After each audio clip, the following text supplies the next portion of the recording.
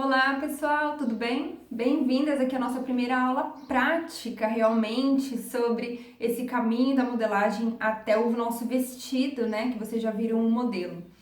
A prática ela só é possível, né? A prática da modelagem, da confecção, ela só é possível quando a gente tem o quê? As medidas do corpo. Então é sobre isso que essa aula vai tratar. Existem dois tipos de medidas. A primeira é a medida padronizada, que é tudo que tem diante de uma tabela de medidas, como essa que eu estou disponibilizando para vocês poderem baixar. E a padronização, ela funciona da seguinte maneira, eu vou explicar para vocês.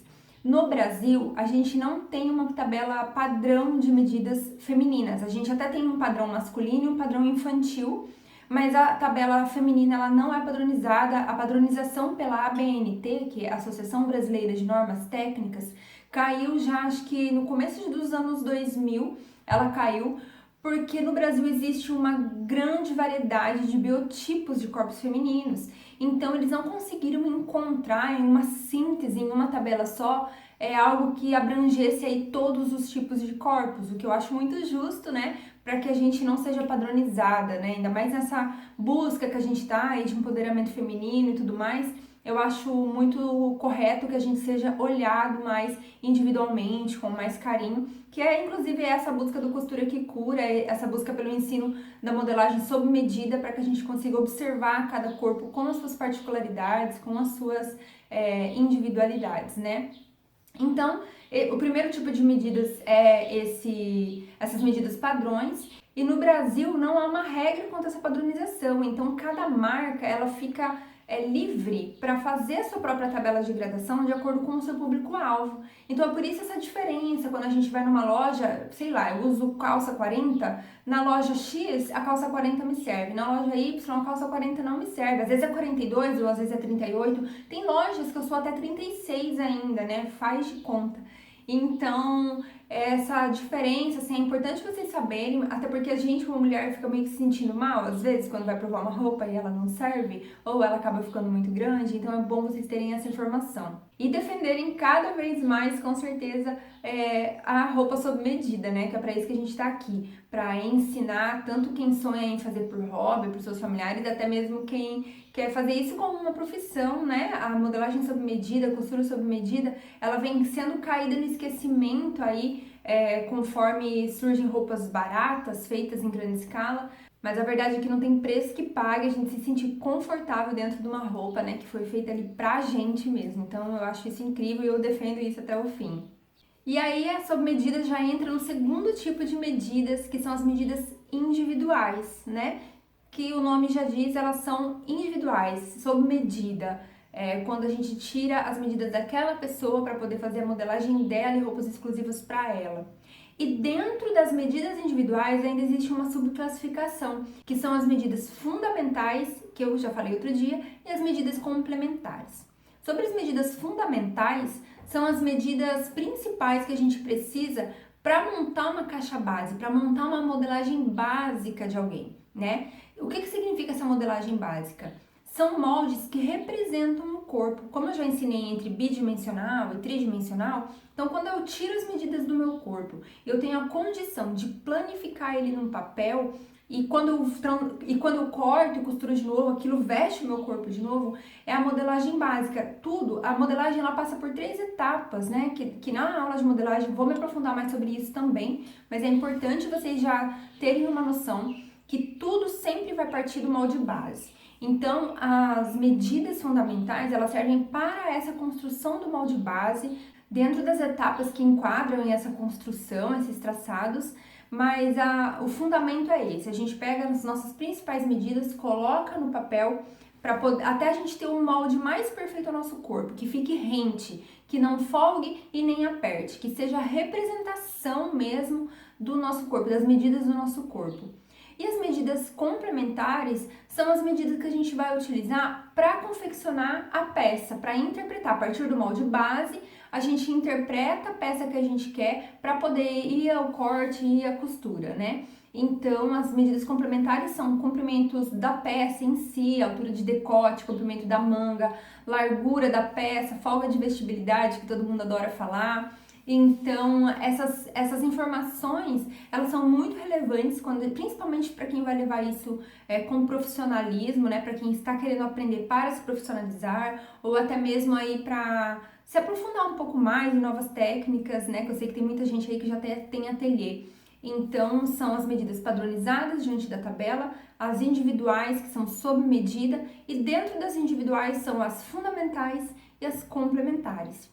E o que eu vou ensinar para vocês daqui a pouco, o que eu vou ensinar no corpo da Sofia, da minha filha, é a tiragem das medidas fundamentais que vão dar a possibilidade da gente construir o molde base, tá?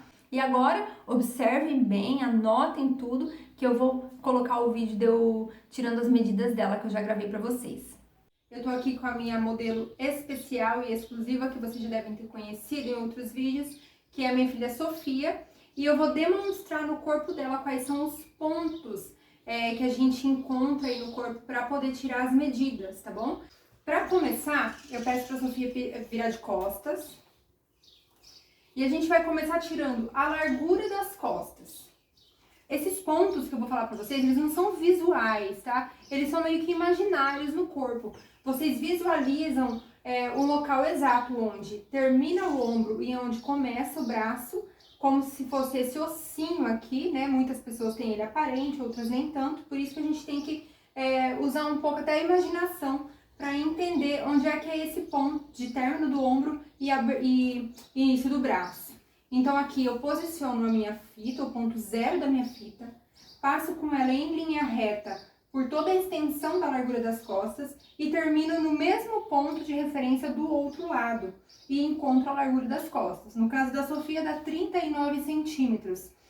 Diante de todos os corpos que eu já modelei, eu vou falar sempre aqui pra vocês quais são os padrões que eu já encontrei. Eu já encontrei de 38, assim, modelos adultos, né, de infanto juvenil adulto, sempre de 38 centímetros até no máximo 42, 43. Essas são as maiores padronizações, assim, mas é claro que há exceções também. Depois da largura, a gente vai encontrar a altura das costas, tá? Do mesmo jeito que a gente imaginou um ponto aqui entre ombro e braço, dessa vez a gente vai imaginar um ponto entre pescoço e ombro, nem muito para frente e nem muito para trás, como se fosse a linha da costura aqui de uma peça. Então, não subindo muito para o pescoço e não descendo muito para o ombro, eu vou pôr a minha fita, o ponto zero da minha fita, e deixo ela cair em linha reta até eu encontrar aqui a altura da cintura. Eu posso usar a minha mão aqui para marcar esse ponto, né, que é a menor circunferência é a cintura, ou eu poderia amarrar um barbantinho, alguma coisa assim para deixar marcado.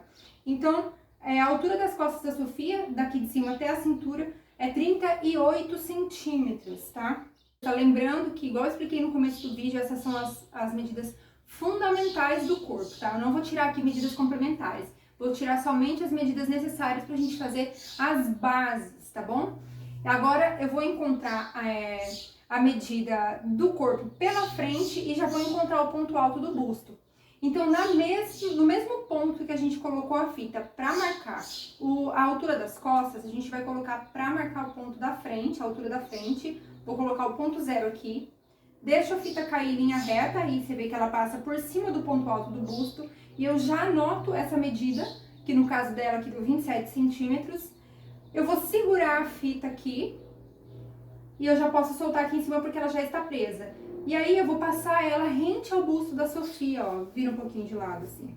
Eu vou passando essa fita rente ao busto e segurando até chegar novamente na linha da cintura, cuidando para marcar o mesmo ponto, a mesma altura da cintura que eu marquei na altura das costas. E aí eu reservo, eu vejo quanto que deu, aqui o da Sofia deu 40 centímetros, e eu anoto essa medida também.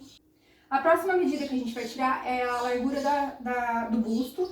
Então a gente pede para a pessoa que está sendo modelada erguer o braço e a gente passa a fita ao redor do busto de maneira reta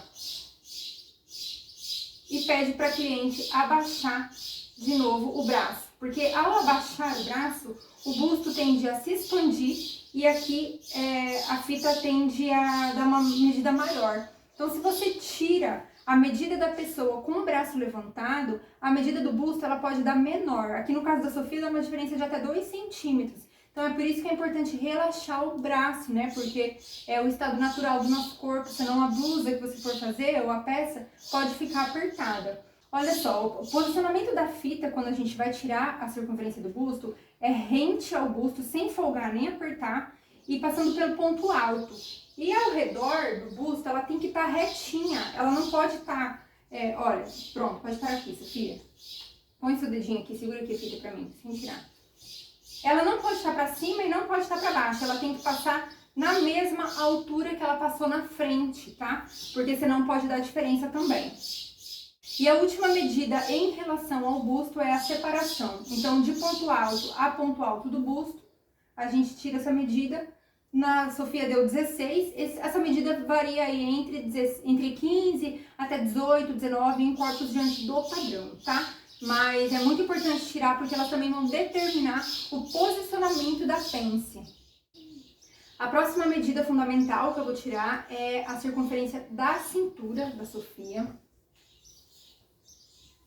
Então é muito simples, a gente passa a fita pela menor circunferência aqui do corpo, né? Marcando a cintura. Só da gente dançar a fita assim, ela já tende a parar no lugar correto, tá? Então a gente coloca ela retinha, não coloca ela folgada, não. Coloca ela rente ao corpo e marca a cintura, tá? Essa medida da cintura, ela é utilizada também nas modelagens de saia e de calça. Ela vai ser utilizada, ela é um ponto em comum entre todas as modelagens base, tá bom? E é isso, pessoal. Eu espero que vocês tenham entendido, que tenham gostado. Se vocês não entenderam alguma coisa ou outra, hoje às 19 horas a gente tem bate-papo. Vocês podem me chamar para perguntar, tá bom? Então eu espero vocês na próxima aula.